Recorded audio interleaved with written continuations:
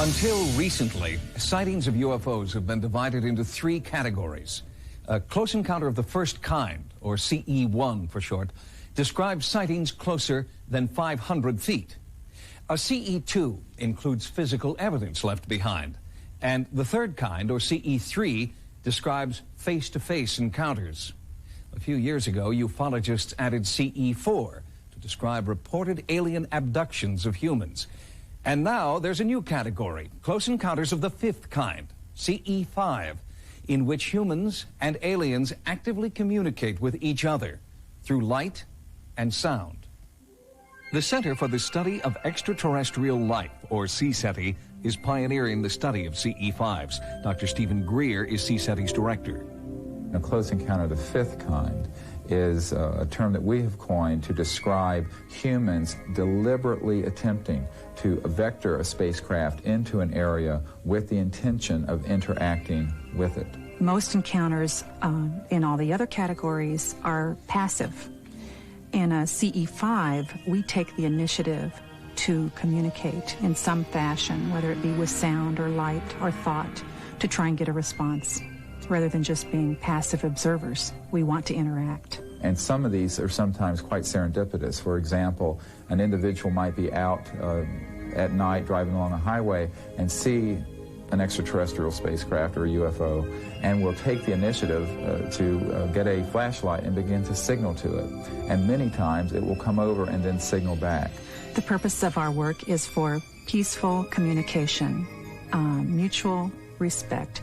We absolutely assume non-hostility on the part of any visitors until it's proven to us beyond a shadow of a doubt.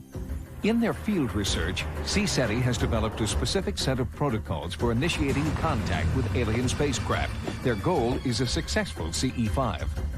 The different methods of initiating a CE5 include using sound, which are, at this point, we're using anomalous sounds that were recorded inside of crop circles in England. We use light. When we go out into the field, we go with 500,000 candle power halogen lights that are portable.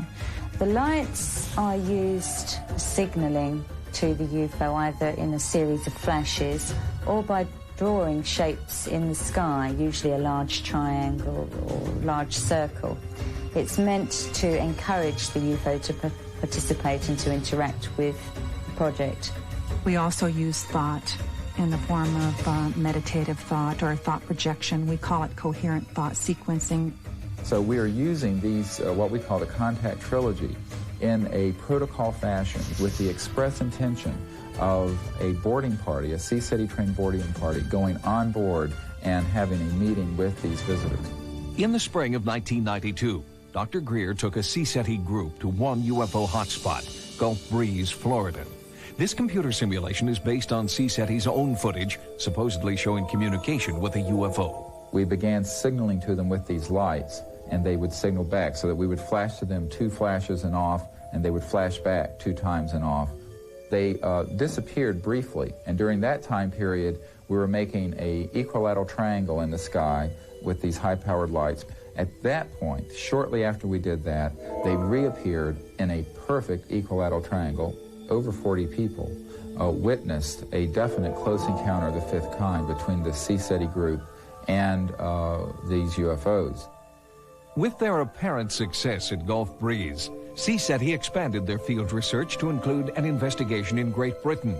They combined forces with British researchers who were interested in investigating if alien spacecraft could be responsible for England's famous crop circles. We wanted to try and prove once and for all if a link really did exist between the UFO phenomenon and the crop circle phenomenon. We picked the Wiltshire area because the majority of the crop circle formations in England are forming in that particular county. The site there is very close to Stonehenge. It's a very prolific area for aerial phenomena and for the ground patterns. During our protocol that evening of July 23rd, we focused on our thought process for this particular formation for 20 minutes. We all held in our minds the thought of a triangle with a circle at each point of the triangle. And we were, of course, very astonished to find that the next day, precisely that shape appeared in a field We walked out onto the end of this long land formation, and as we got to the very end, there glistening in the sun below us was the perfect formation, identical to what we had envisioned. We clearly do have an intelligence involved, which would appear to be reading the brain patterns of the human psyche. It seems very evident to us that this is all about communication. They, whoever they are communicating to us with these ciphers in the field. And in our CSETI protocol, we've communicated with them, and they've answered back. When we saw the existence of this formation, we considered that to be a very high-level CE5. Exhilarated by their success, the CSETI team mounted another investigation nearby at Alton Barnes. Bad weather forced most of the team to abandon the overnight surveillance. But Dr. Greer and 3 others persevered. At approximately 12:20 a.m., Chris Mansell was banging on my window, and I opened the door and I said, "What is wrong?" And he said, "There is a spaceship coming right through the bloody field." It must have been 80 to 100 feet across, very large. And at this point, we were able to extricate one of these high-powered lights, and we began to signal to it. So I took the light and I hit it twice with this very high-powered light, 2 flashes, and paused. To my ultimate surprise, it actually flashed back. And he did it again, and it flashed back again. It was just amazing, I mean, uncanny, really. This event certainly ranks as one of the most significant human-initiated encounters in history, and I think it speaks to the possibilities which await us in the future.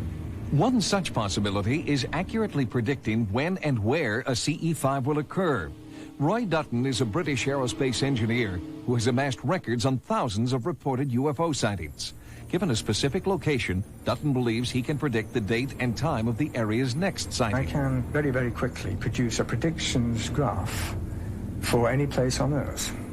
Roy Dutton did predict the events that occurred at Alton Barnes. I had just met him that day, the day of the 26th, and he had, for that part of England, had stated that there would be high likelihood of sightings at around 10:30, which is when we did have the first sightings, and then again at 12:30. The sightings which occurred that night were congruent with his predictions. We, in our CSETI work, have communicated to them, and they've answered. Well, what are the boundaries of this? This is a new chapter in interspecies communication. CSETI members believe that the increasing number of UFO sightings reported over the past 40 years are more than coincidence. They believe the growing number of sightings are part of an extraterrestrial master plan to prepare us, they say, for formal contact in the near future.